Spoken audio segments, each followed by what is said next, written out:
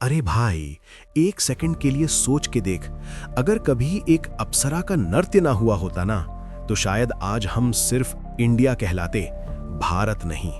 हाँ हाँ, मुझे पता है तू क्या सोच रहा है कि देश का नाम तो ज्योग्राफी, हिस्ट्री, पॉलिटिक्स से आता होगा।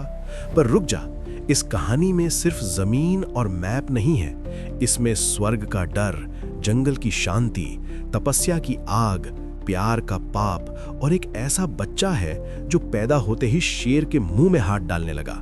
क्यूरियस हो गया ना? तो ध्यान से सुनना, ये लेक्चर नहीं है भाई, ये कहानी है। सबसे पहले सीन चलते हैं स्वर्ग में, और मान ले वहां सब शांत नहीं था।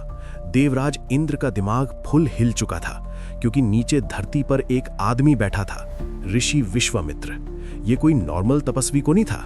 जैसे जिम में बंदा रोज वेट बढ़ाता है ना, वैसे ही विश्वामित्र रोज अपनी तपस्या का लेवल बढ़ा रहे थे। इंद्र को डर लग गया। उसको लगा अगर इसने तपस्या पूरी कर ली ना, तो मेरी कुर्सी, मेरा स्वर्ग सब गया। और इंद्र स्मार्ट था, तलवार नहीं उठाई, युद्ध नहीं छेड़ा। उसने अपना सबसे खतरनाक अस्त्र चला दिया, मेनका। यहां थोड़ा समझना जरूरी है मारे भाई। मेनका सिर्फ एक सुंदर अप्सरा नहीं थी, वो भी सिस्टम का हिस्सा थी। उसको भी ऑर्डर मिला। इंद्र ने बोला, जा विश्वामित्र की तपस्या तोड़नी है। अब सोच, ऑफिस का बॉस बोले ये काम करना पड़ेगा, चाहे मन हो या ना हो।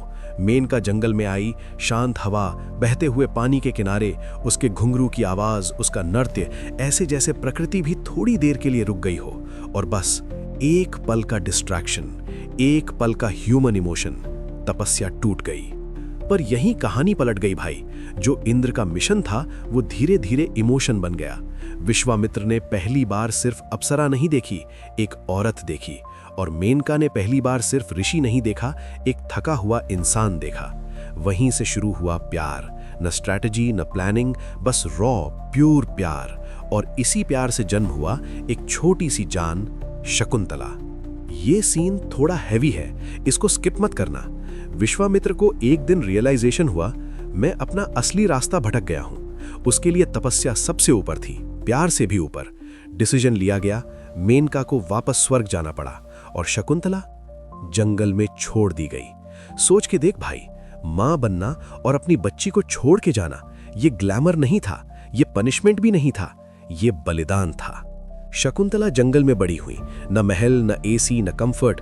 उसका स्कूल था प्रकृति, उसके टीचर्स थे पंछी, पेड़ और शांति। फिर एक दिन जंगल में एंट्री होती है राजा दुष्यंत की।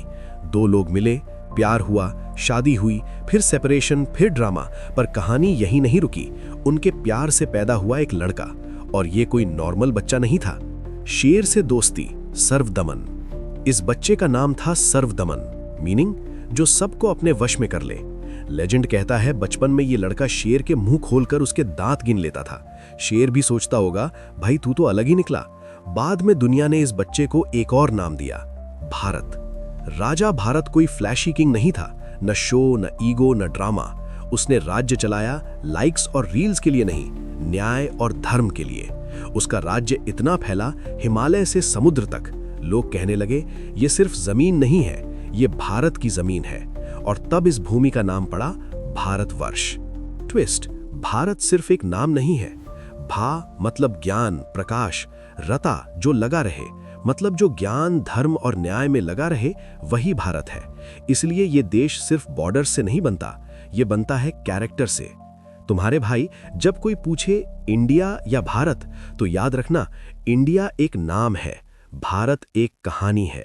एक अप्सरा के त्याग से शुरू हुई, एक माँ के आंसुओं से गुजरी, और एक राजा के धर्म पे खड़ी है। अगर ये कहानी दिल को छू गई हो तो वीडियो शेयर कर देना, क्योंकि ये सिर्फ हिस्ट्री नहीं है, ये हमारी पहचान है।